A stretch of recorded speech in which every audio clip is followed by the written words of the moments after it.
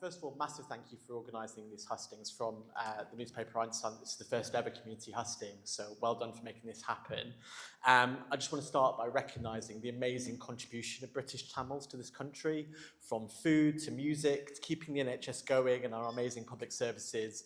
Truly, this is a country that has been built by migrants, and it's important that we recognise that contribution, because for too long we've had a government that has lambasted and scapegoated immigrants like myself and like my dad. So the ties to the UK are long and comprehensive to Sri Lanka, but they're not always happy. And I think it's really important that we recognise the colonial debt that this country has to Sri Lanka. For too long and in too many places across the world, the British Empire fomented the consequences that we see today. They fomented divide and rule, they fomented hatred, and we see the scars and the consequences of that today, from the pogroms in 1956 and 1958 and 1977, 1981 and Black July in 1983, to this awful conclusion of the Civil War. I remember as a young man seeing that awful, awful genocide against the Tamils, and it breaks my heart to see what happened, and it breaks my heart to be here 15 years later to say that you haven't found justice. As a young man, I'm half Algerian. I remember the Algerian Civil War and the absolute atrocities that my family and my friends faced there, and the lack of justice that the Algerians have seen in that civil war. And I know what that does to a community. I know the pain and the suffering, and I want to stand with you, and I want to say sorry again that you haven't found that justice. So, you deserve politicians who do better, and you deserve politicians who will work hard for you on the international stage. I think for the last 14 years we've had a government that is too inward focused, that is too focused on Brexit, that is too focused on scapegoating immigrants. It has not been an effective penholder at the UN from so many issues, from Yemen to Sri Lanka. We need a government that puts international humanitarian law at the heart of what it does. And right now we have a government that's ripping up international humanitarian law to send refugees to Rwanda. So how can we have any confidence in their approach to foreign affairs? I also want to talk about climate change. Right now, every year, the average UK citizen has a carbon footprint that is 6 times bigger than the average Sri Lankan citizen. But it is Sri Lanka and the Tamils who are dealing with the consequences of the climate crisis, not this country. From drought to flood to ocean acidification to the coral reefs, roughly 50% of Sri Lanka and the 22 million civilians live in low-lying coastal areas. It is unfair that the climate action in this country is devastating and causing real issues in the global south. A Green government will be focused on living up to the colonial debt, taking action on the climate crisis, and delivering a fairer and kinder country. And I look forward to getting to that a little bit more. So thank you. Welcome, Benali. Thank you very much for joining us today.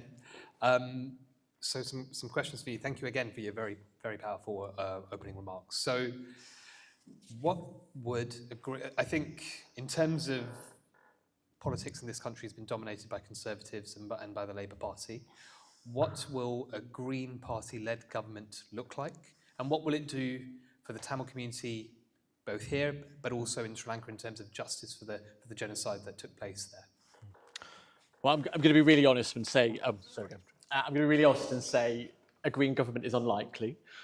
But what we are here to do is to elect a Green group of MPs that will hold the next government to account, and to send a really clear message to Labour that it can't take people's vote for granted. A lot of people right now are looking at the Labour Party and looking at the Labour Party's U-turns on everything from Gaza to the Green New Deal, and the question is, how do we make sure that the Labour Party is listening to everyone's concerns? And I've talked to a lot of communities who are looking at the Green Party. I'm actually very inspired by the Australian Green Party, who have been very vocal on the Sri Lankan issue and the Tamil issue. Samantha Ratnam, who's a senator in Australia, is of Tamil descent and has been a vocal commemorator of the genocide, a vocal caller for action from the Australian state. My goal, and I'd love for the Greens in this country to get that similar representation with the community, and I'd say, I'd apologise, I don't think we've been vocal enough on this, and I'd love to start building connections and relationships so that you hear that Green voice in that next Parliament, holding the Labour government to account on these issues. But fundamentally, let's start, the international community has failed you. We only have to take the most recent conflicts of either Ukraine and Gaza to see what could have been possible when the awful end to the civil war against the Tamils happened. I mean, let's look at the numbers. 146,000 Tamil civilians unaccounted for between 2008 and 2009. 2009, from January to May, 169,000 Tamil civilians killed. And then from 2008 to 2009, another 70,000 Tamil civilians unaccounted for. That's devastation on a scale beyond Gaza, and we've seen the response there. We've seen the referral to the International Criminal Court. I think it's devastating that that didn't happen from the government in 2009. And there's been a number of missed opportunities to action sanctions, to make referrals to the International Criminal Court, even the political crisis in 2022 with Rajapaksa and the actions that his government took against those protests. That was another opportunity to look at sanctions. It was another opportunity to look at international humanitarian law, and this government failed. So a Green government, if that happened, or Green MPs, would absolutely be focused at restoring international humanitarian law and looking at every country through that lens and putting human rights first, not trade, not narrow self-interest, not military interest, not interest against China, but human rights. And that has to be the buzzword, the catchword, the principle, the spirit of everything that we do. So, war criminals need referring to the ICC. We need sanctions levying against those implicated. And we saw that's possible in Russia and in Israel. Sri Lanka deserves the same. Fantastic. Thank you for that. I mean, you've answered a couple of the questions I was going to ask you already in that. So you've spoken about individual sanctions, and you spoke about the importance of putting human rights above trade. So would Green MPs, if they're elected into the Parliament, would they be a voice for halting preferential trade preferences for Sri Lanka, for halting the normalisation of both military and economic ties with Sri Lanka, given the fact that there's a lack of accountability for the genocide then? Would that be would the Green Party be a voice for things like that? Well, I think it was a disgrace that Liz Truss was courting Rajapaksa and his government for a preferential trade deal. And the only thing she should have been courting him is the International Criminals Court. Green MPs are absolutely, I think Caroline Lucas has been a wonderful voice for international humanitarian law. A group of Green MPs would have better capacity because we've only had one MP. My dearest hope is that we have 4 principled, hardworking MPs at least in the next government who would be working together to call out the government when they are turning a blind eye to the actions of governments. And the Conservative government for the last 14 years has all too often welcomed and celebrated war criminals, whether that's Saudi Arabia and their actions in Yemen, whether that's looking aside from the Uyghur genocide in China. We need a consistency of approach. And what we did with Ukraine and Russia was correct, and it was the right thing to do. But I think a lot of communities are looking today and saying, why haven't we had that treatment? Why didn't we get that justice? Was it because of the colour of our skin? And I think those questions have to be answered by those in power, because I think we know the answer. Touching on that then, I mean, we're talking about issues of race and racism and stuff that people around the world are still sadly facing today. Tamil asylum seekers and Diego Garcia have raised this to the other representatives as well. It's a very sad situation that they're left in. There was a very powerful piece the other week about it. Tamil asylum seekers are still leaving Sri Lanka, still fleeing the island, and still searching for safety. What is the Green Party policy when it comes to things like asylum seekers, and would the Green Party support stopping sending Tamils back to danger in Sri Lanka? So for the last 14 years, we've seen the compact that we had for asylum seekers ripped up by the Conservative government. Year after year, they've made the asylum system harder, crueler, nonsensical. We're at the ridiculous situation now where we're putting refugees on boats outside coastal towns. It's cruelty for the Daily Mail. It's not real policy making.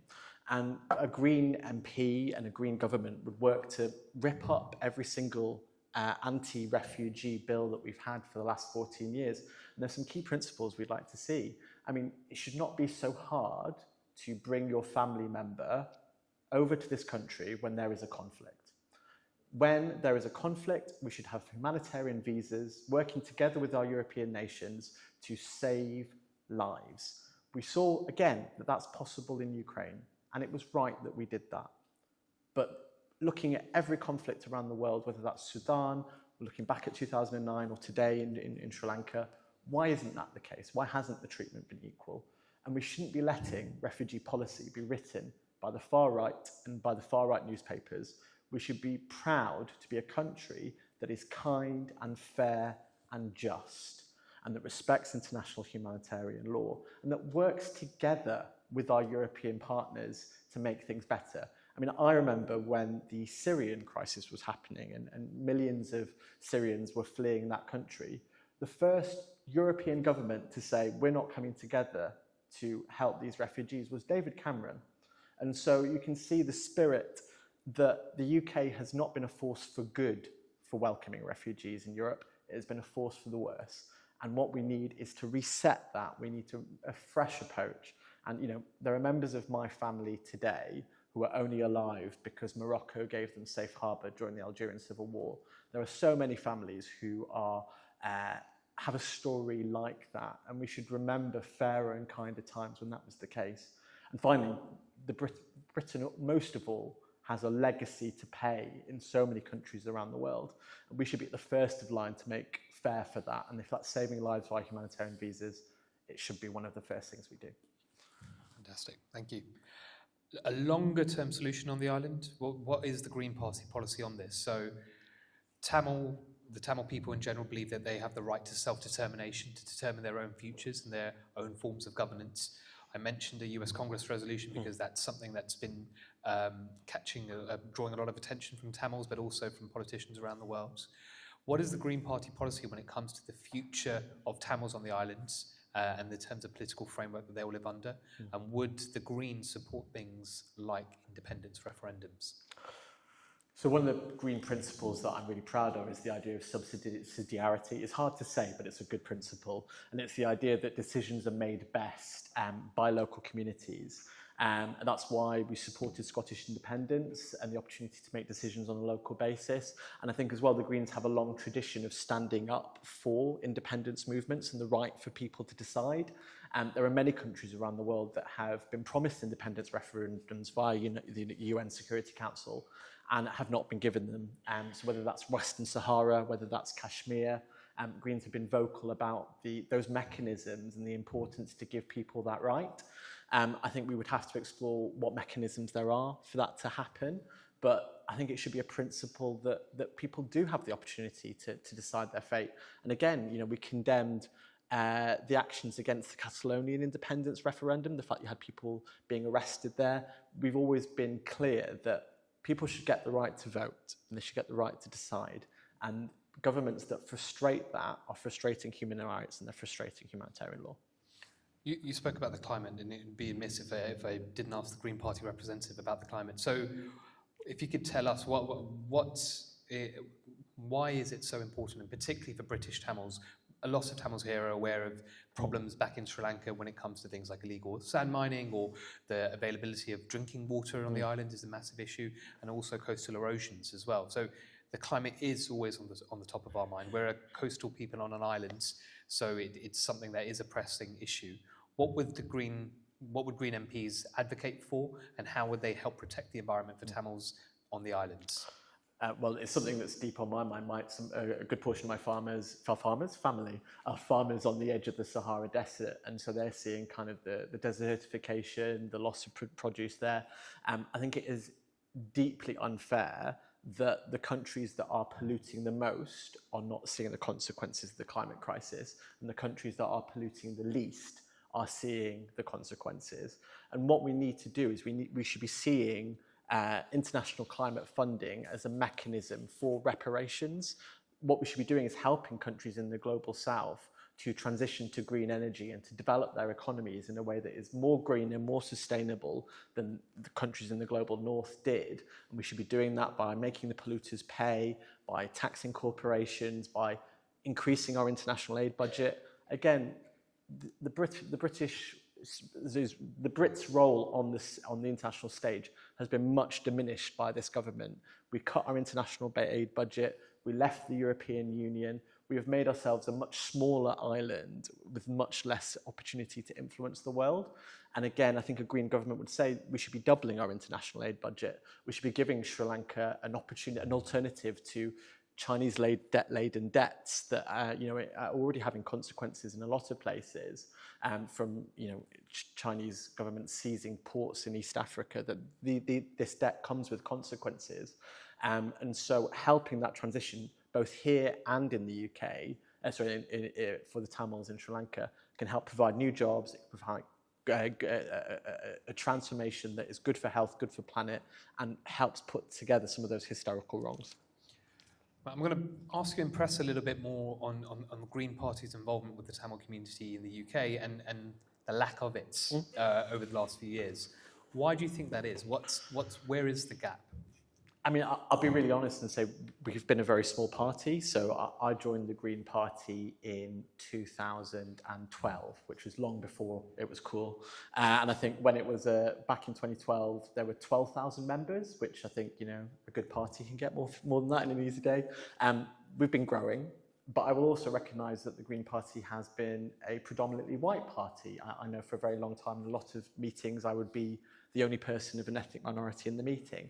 Now, what I'm seeing is the Green Party growing and diversifying, and a lot of people drawn to our principles and the fact that they know that we will work really hard to influence the government of the day. And I'm really proud that because of those principles, there's a space for the community to bring their voice, to have them heard, to be working in tandem with us. I think people might have seen how principled we've been on the Gaza conflict. I would like all of the communities to see that our principles there apply to other conflicts. And I'm really proud that we have Tamils standing for the Greens under this banner today. It's something that I would love to dearly do more of.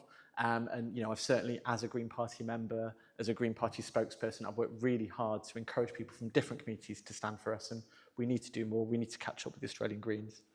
Okay.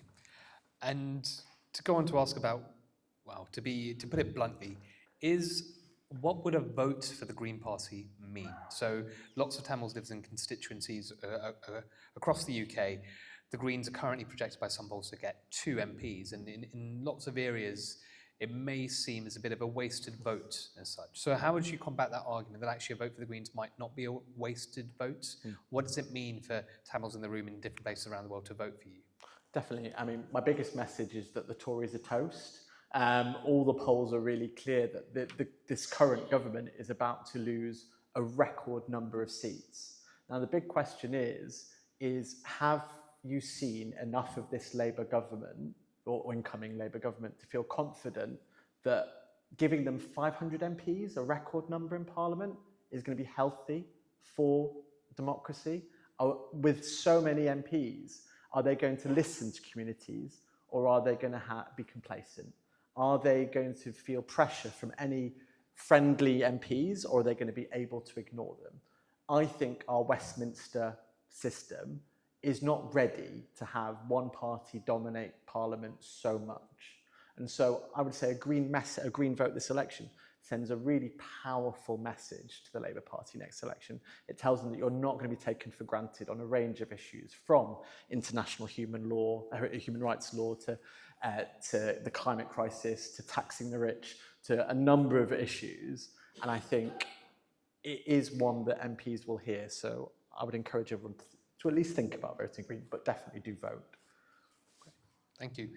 And if you do have some parliamentarians elected in the next election, would the Green Party support moves such as what's happening in Canada's Parliament for recognition of the Tamil genocide? So whether it's through passing a motion that recognises the day of May 18th as Tamil Genocide Remembrance Day, or through some other formal ways, is that something that you think Green parliamentarians would support? So I can speak for myself, and I personally absolutely see it as crystal clear that we saw war crimes, we saw genocide. I've spoken to Green parliamentarians about this. I would be very proud to work with them to make that happen in Parliament, to put that forward. I think in many instances, I think it's a real shame on the UK that we lag behind countries like Canada, who have taken a much more principled stand on everything from sanctions to recognising the genocide. And I think it's not just Sri Lanka and the genocide here that we need to remember. We need a consistent approach to Armenia, to what's happening in Gaza, and we have been consistent about that. Okay, fantastic. I don't think we've got any. Oh, we do have 2 questions from the audience. Sorry. So one from Abhinaya at the back.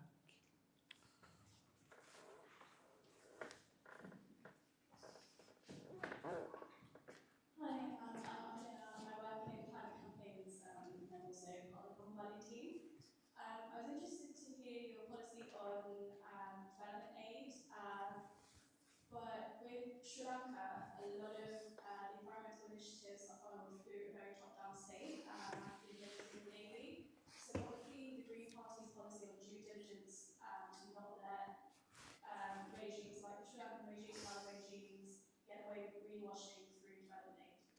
I think that's such an important question. I am proud of our policy of doubling the international aid budget to 1 point GNI, but the proper spending and the effective spending of it is really important. My day job is working with an international development charity who are operating in Sri Lanka. And I would say it is about seeking non-governmental partners to deliver that work. We know that there are a number of INGOs who have good links, who've been in the country for a very long time. How can we work with them and partners to make sure that this aid is effectively delivered? I think also it's about accountability and about how we make sure that we're monitoring the impact of that aid. For too long, actually, this country was funding coal plants in the global south rather than green energy. That was something that Green campaigners successfully turned against. So accountability, non-governmental partners, and not being afraid to pull that aid if we're not seeing the right actions there. Thank you. And I think we had one more question from Dr. Cross-Rutnam over there.